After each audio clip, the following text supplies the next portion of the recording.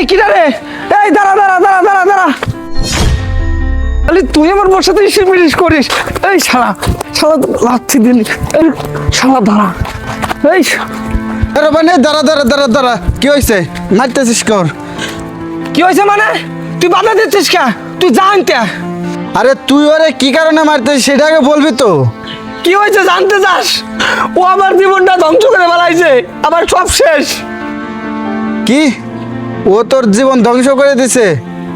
না রে রব্বানি, ও তোর জীবন ধ্বংস করে নাই, তোর বউ তোর জীবন ধ্বংস করছে। ও যদি আমার বউরে না খুঁজাইতো, না প্রেম করতো, আমার বউ কোর কাছে যাইতো, সব দোষ এই শয়তানের। মানলাম ও তোর বউরে খুঁচাইছে, কিন্তু ওর জায়গায় অন্য কেউ তো হইতে পারতো। তুই তো শুধু ওর দোষ দিলে তার হবে না, তোর বউরও দোষ আছে। তোর বউ যদি সম্মতি না দিত, তাহলে ও হাজার চেষ্টা করেও তোর বউয়ের ধারের কাছে যাইতে পারতো না।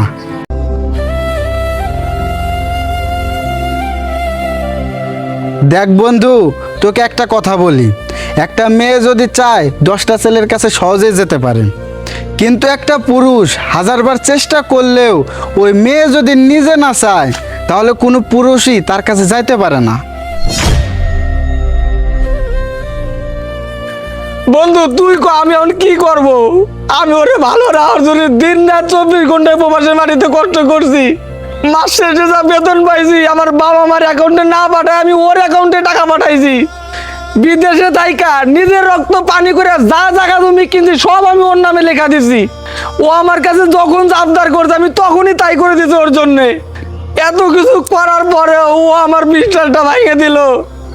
আমার সবটুকু বিশ্বাস ভেঙে দিয়ে ও এই লোকের সাথে এই কাজটা করতে পারলো, তুই বল?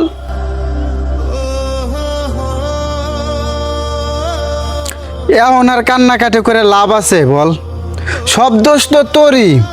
আর বিশ্বাসের কথা বলতেছিস, তোর বাপ মাও তো তোরে বিশ্বাস করছিল রে। ছোটবেলা থেকে তোরে কত কষ্ট করে মানুষ করছে, ধার দিনা কইরে তোরে বিদেশ পর্যন্ত পাঠাইছে।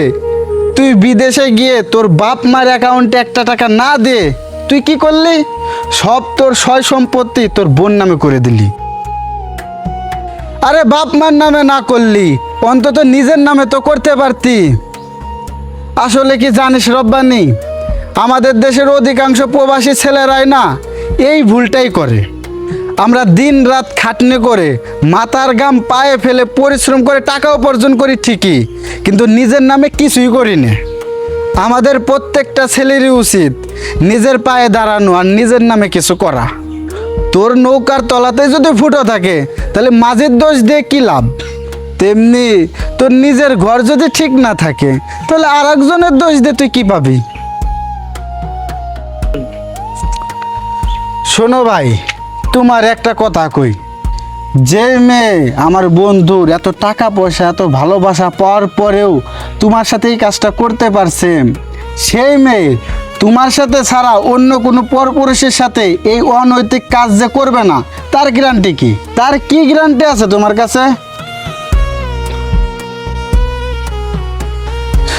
সত্যি বন্ধু, আমারই বুঝতে ভুল হয়েছে। আর একজনের দোষ দিয়ে লাভ কি?